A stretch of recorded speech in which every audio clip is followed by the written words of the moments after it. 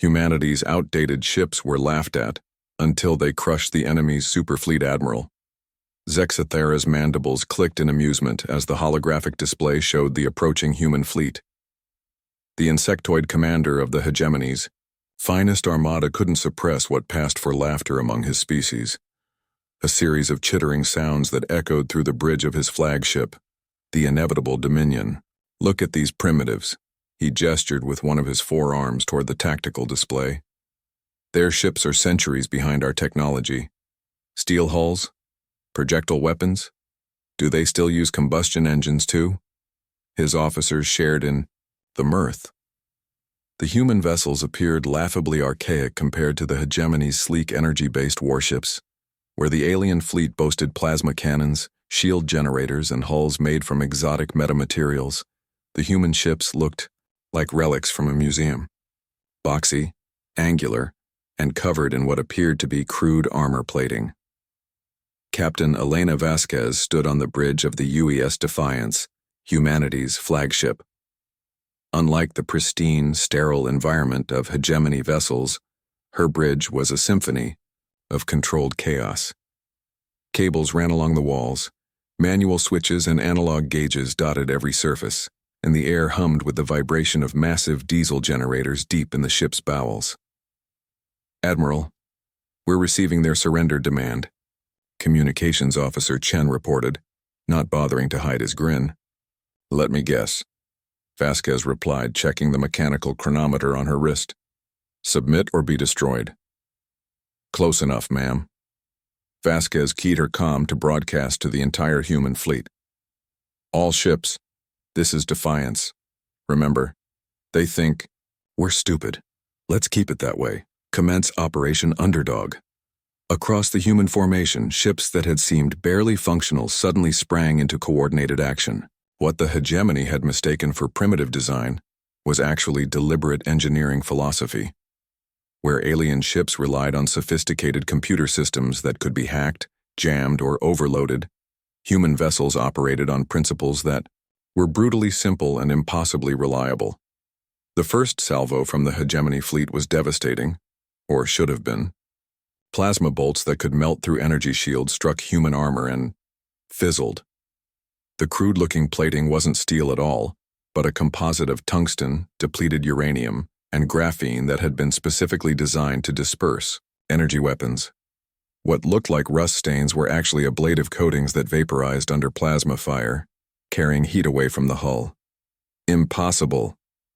Zexathera's compound eyes widened as his sensors showed minimal damage to the human fleet. "Their ships should be vapor." His tactical officer's voice cracked with confusion.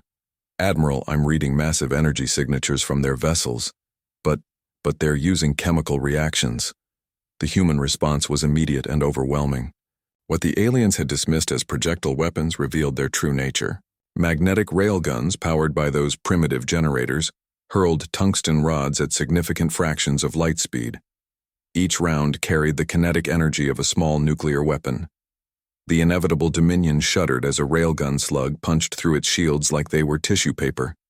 The hegemony's energy barriers, so effective against plasma and laser weapons, offered no resistance whatsoever to solid matter moving at relativistic speeds. "Shields are useless," someone screamed across the hegemony command channel. "They're shooting actual metal at us."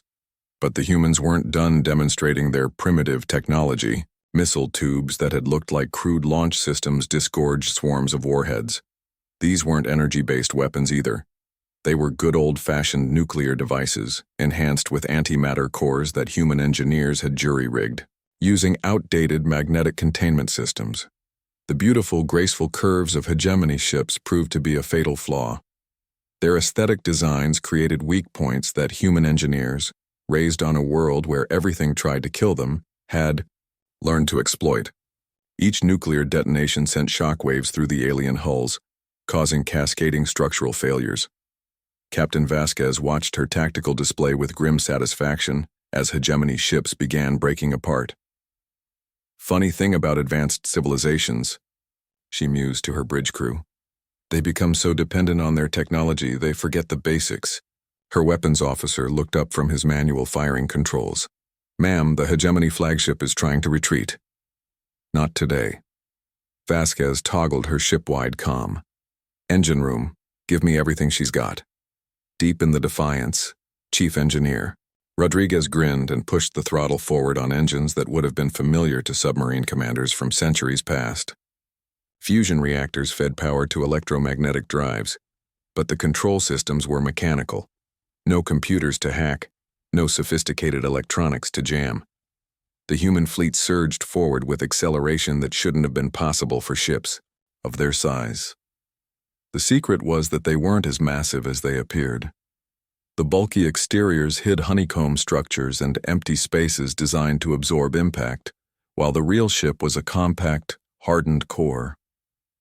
Admiral Zexathara watched in horror as the human vessels closed the distance with impossible speed. His own ships, built for elegance and efficiency, couldn't match the brutal acceleration of vessels designed by a species that had learned spaceflight by strapping explosives to metal cans.